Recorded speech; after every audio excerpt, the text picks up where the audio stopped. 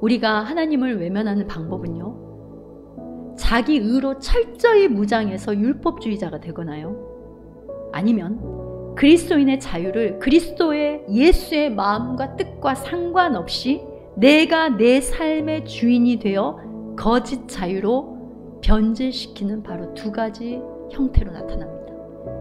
죄는 하나님을 주인 삼지 않은 하나님 자리에 내가 올라가 있는 모든 것, 다시 말해 그걸 바로 낭비라고 하는 거예요. 그걸 방탕이라고 하는 거예요. 그렇기 때문에 죄는 하나님을 향해야 될 것들을 나를 향하고 세상을 향하는 바로 낭비, 그러니까 다른 말로 하면 죄는 낭비이고 방탕인 겁니다. 내 삶의 주인과 구원자로서 예수님을 피하고 거부하는 모든 것이요, 모든 것. 누가 봐도 칭찬할 만한 종교적인 행위를 쌓으면 내가 누구보다도 교회 안에서 열심히 충성하고 헌신했으니까 하나님은 나에게 당연히 복과 도움을 베푸셔야 한다라고 생각을 하는 거예요. 이게 지금 큰아들이에요. 큰아들의 순종은 결국 작은 아들과 마찬가지로 자신의 한몫, 그러니까 마음 깊은 곳에 숨겨놓은 자신의 한몫을 챙기려고 그런 거지 하나님 자체를 사랑함이 아닌 거예요. 하나님과 자신은 인과응보, 권리와 의무 관계 안에 가두고 있는 겁니다. 그러니까 내가 하나님 앞에 이런 것들을 하면 하나님도 나에게 이렇게 해줘야지 마땅한 거죠. 인과응보, 권리와 의무 관계 안에 하나님을 제한해 놓는 거예요. 그 안에 하나님을 가둬놓는 거예요. 즉 예수님은 기복의 도구이지만 내가 믿고 따라야 될 주인은 아닌 겁니다. 비유에 나오는 이 두 아들은요, 내 안에도 있어요. 그리고 교회 안에도 있습니다. 둘 다 아버지를 모르는 탕자예요. 둘째 아들들은 자신이 원하는 삶을 사느라 예수님을 거부하고 떠나요. 큰 아들들은요, 자신의 의를 지켜 세우느라 또 종교적 행위로 포장하느라 예수님을 거부하고 예수님으로부터 멀어져 있는 거예요. 심령이 하나님과 멀어진, 즉 영이 병든 큰 아들과 같은 상태는 삶이 자기 뜻대로 풀리지 않잖아요. 신앙적인 것도 마찬가지예요. 그러니까 교회에서도 일을 하다가도 수가 틀리면 분노와 원망과 정죄를 쏟아냅니다. 하나님처럼 높아지려 한 죄성을 가지고 태어난 우리의 가장 큰 우상 숭배는 우리가 우리의 행위로 신앙을, 하나님을, 그리고 관계를, 그리고 교회를 통제하려고 하는 바로 큰아들 기질이에요. 교회에서 하나님보다 높아져서 자기의 소리를 막 높이려고 하는 자들, 다 바로 큰아들인 거예요. 큰아들. 하나님 앞에 돌아가야 되고 회복돼야 되고, 하나님 입장에서는 역시나 잃어버린 한 영혼과 같은 큰아들인 겁니다. 큰아들은 항상 동생을 보는 시야가 아버지 재산 챙겨서 저 창녀와 놀아남, 저 부정한 놈, 내가 교회 안에서 열심히 일할 동안 지 먹고 살기에 바쁜 놈, 이런 거예요. 자신이 세운 신앙의 기준이 정답이라 하며 시계추처럼 여러분 시간 되면 교회에 오고 또 열심히 헌신도 해요. 충성도 해요. 또 끝나면 가고. 그러니까 시계추처럼 그 바운더리만 왔다 갔다 하지 아버지 안에 함께 거하지 못하는 더 심각한 병든 탕자입니다. 신앙생활에 이렇게 하나님께 받아들여진 구원의 확신이 없을 때 나타난 증상은 삶에 고난이 오거나요, 내 몸이 좀 아프거나 병이 들거나, 아니면 기도 응답이 더딜 때 내가 지금 뭘 잘못했을까? 아니면 하나님 나 버리셨나? 이런 불안과 두려움이 몰려오는 거예요. 그리고 다른 사람이 뭔가 교회에서 일을 하거나 신앙적이거나 아니면 어떤 나의 개인적이거나 인격적이거나 어떤 것이든 다른 사람이 비판을 받으면요, 그냥 그 자리에서 낙담하고 주저앉는 거예요. 예수님은 아까 누가복음 15장 1절 2절을 읽은 이유가 있어요. 누구를 향해서 지금 이 말씀을 하신 거예요? 바리새인들을 향해서.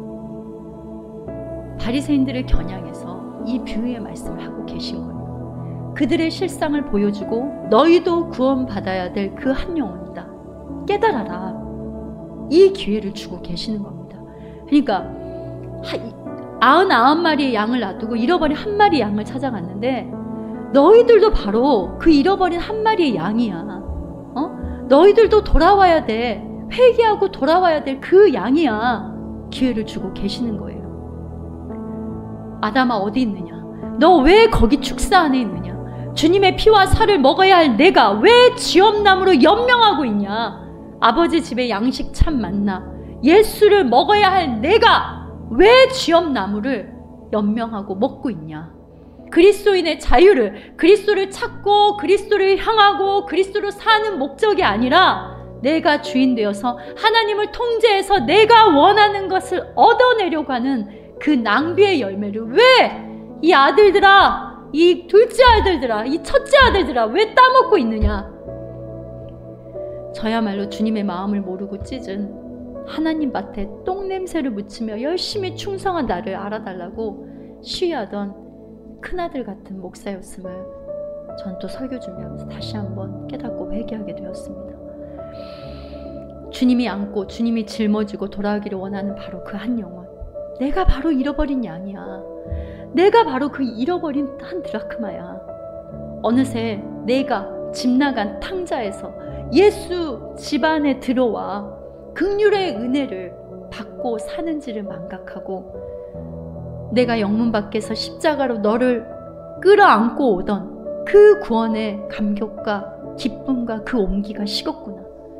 죄로 도저히 걸을 수조차 없었던 너를 업고 아버지 집에 들인 그 첫사랑 구원의 은혜를 잊고 어느새 내게 예배한다 해, 기도한다고도 한다, 말씀도 듣는다고 해, 전한다고도 해. 그런데 너는 내 마음 밖에서 나와 함께하는 잔치의 내용과 기쁨을 모르는 큰아들이 어느새 되어 있구나. 그러니까 처음에는 작은 아들이에요. 하나님이 나 같은 걸 선택했다고, 나 같은 죄인을 구원했다고 막 눈물이 흐릅니다. 교회만 오면 감격이 막 돼요.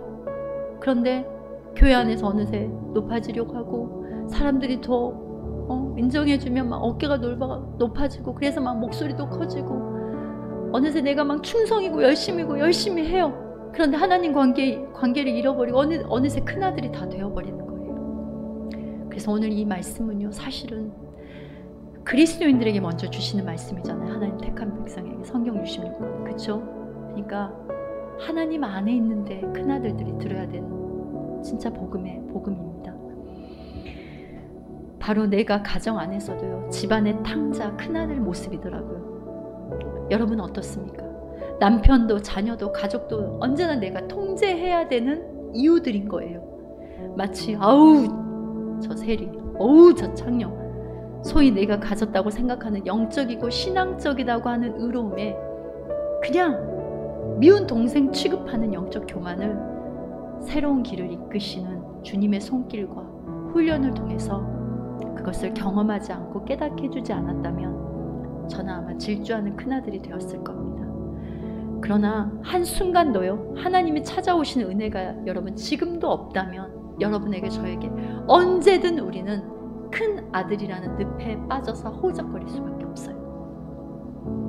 오늘 말씀 앞에 있는 우리 모두는 내가 먹고 사는 문제, 내가 너 하루의 일상에서 우선순위로 잡고 있는 그 쥐엄나무, 또 너의 자존심을 위해서 하나님 나마저도 통제하려고 하냐? 얘야, 내게 속한 모든 것이 너 것이 아니냐? 얘야, 내게 전 재산인 아들 예수를 너를 위해 전부 내어주지 않았느냐? 찾고 찾아야 하는 내 눈이고 쓸고 쓸어야 하는 내 복음의 빗자루인 내가 한 마리 양쯤이야. 한 드라크마쯤이야. 나는 울타리 안에 있는 99마리 결집된 수 안에 있으니까, 나는 드라크마 그 9개라는 그 묶음에 끼어 있으니까 이렇게 하면 되겠느냐? 이 음성 앞에 여러분 가슴이 쿵하게 다시 뛰어야 하는 거예요. 예수님이 오신 목적은 의인을 부르려 함이 아니라 죄인을 부르러 오셨고 병든 자를 고치러 오셨습니다. 자신이 건강한 자라고 자신이 의롭다 하는 자는요, 의사가 필요가 없어요. 선악과를 범한 일에 하나님으로부터 줄기차게 도망가고 온갖 무화과 잎사귀를 가지고 분노와 두려움을 가려보겠다는 이 집 나간 상태에서 우리를 다시 아버지 집으로 거두어 드리는 유일한 방법이 예수님밖에 없는 겁니다. 나라는 큰아들, 작은 아들의 아버지를 떠난 상태를 끌어안고 아버지 집으로 데리고 들어가시기 위해 하나님의 품을 떠나 돼지 축사 같은 이 땅에 연하 숨과 같은 연약한 인간의 몸을 입고 하늘 보좌를 떠나서 탕자가 되어 오신 거예요. 여러분, 집 나간 둘째 그러니까 양들, 그리고 첫째 양들, 아버지 집에 진정한 안식처로 불러들이기 위해서, 또 이미 그분이 거하는 그 성전을 삼기 위해서 그분이 거하시는, 그러니까 유월절 어린 양이 되셔 오셨어요. 여러분, 이게 이해가 되세요? 인간의 지식과 상식으로 이게 이해가 됩니까? 성령의 역사가 아니면 이 사랑을 어떻게 우리가 이해할 수 있겠습니까? 그런데 그 예수님은 영문 밖으로 나오셨어요. 예수님은 양의 문 자체이시지만 문 안에 계시지 않습니다. 사랑해서, 영혼을 사랑해서 하늘 보좌의 문을 열고 밖으로 나오셔서 은혜 밖에 저주와 사망의 울타리에 갇혀있는 우리를 찾아오셨어요. 이처럼 사랑하신 그 사랑으로 인해 문 안에 계실 수가 없는 거예요. 늘 목자 없는 양같이 광야를 떠도는 영혼들을 찾아가시고 늘 밖으로 나오셔서 밖에 있는 영혼들을 찾아가십니다. 은혜 밖에 있다고 정죄당하는 세리와 창녀를 찾아가십니다. 죄 때문에 병 걸렸다고 낙인 찍는 사람들의 눈밖에 난 영혼들을 찾아가십니다. 죄로 쪼개지고 굴러다니는 돌멩이 같은 자들을 모퉁이 돌 대신 예수님 옆구리 옆에 쌓으셔서 그리스도를 머리로 한 교회로 세우셨어요. 밖으로 나오신 예수님은 인간의 손에 의해서 내침을 당하고 십자가에서 죽으시죠. 예수님은요, 제사용 짐승들의 가죽과 똥이 가는 장소로 가셨는데 예루살렘 성문 밖 그 갈보리에서 십자가의 처형이 이루어진 거는, 그러니까 상징적으로 바로 이거예요. 우리가 그리스도의 희생 제물을 먹을 수 있게 하신 거예요.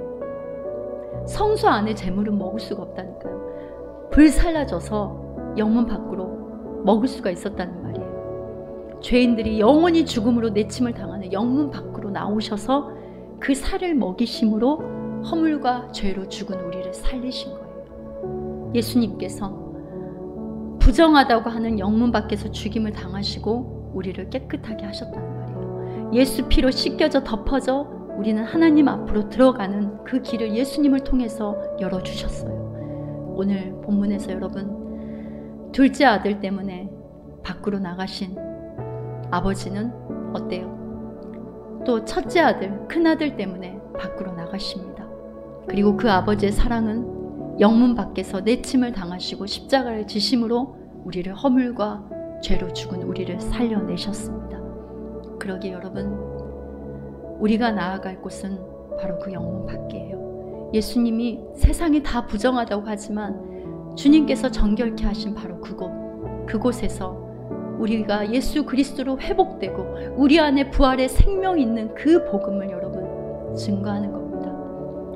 내 혼자만 누리는 것이 아니라 이 부활의 기쁜 소식, 그리고 이 깊은 하나님의 이 사랑을, 하늘 보좌를 버리시고 밖으로 나오셨어요. 우리에게 달려오신 그 사랑을 전하는 겁니다. 여러분, 내 생각, 내 신념, 내 경험, 내 형편 안에 가둔 예수님이 아니라 이제는 넘고 밖으로 또 자기를 부인하는 영문 밖으로 나가고 스며들어가는 그 예수님의 사랑을 깨닫고 하늘 보좌를 버리시고 밖으로 뛰어 들어오시고 하늘 보좌 밖으로 뛰어 들어오시고 또 집 안에 하나님 옆에 있지만 큰아들 탕자가 된 우리들 향해서 오늘도 말씀을 가지고 말씀으로 계속 우리의 심령 안에 뛰어 들어오시고 우리를 위해서 영문 밖에서 내침을 당하시고 죽임 당하신 그 예수님의 십자가와 그 부활의 생명을 가진 자답게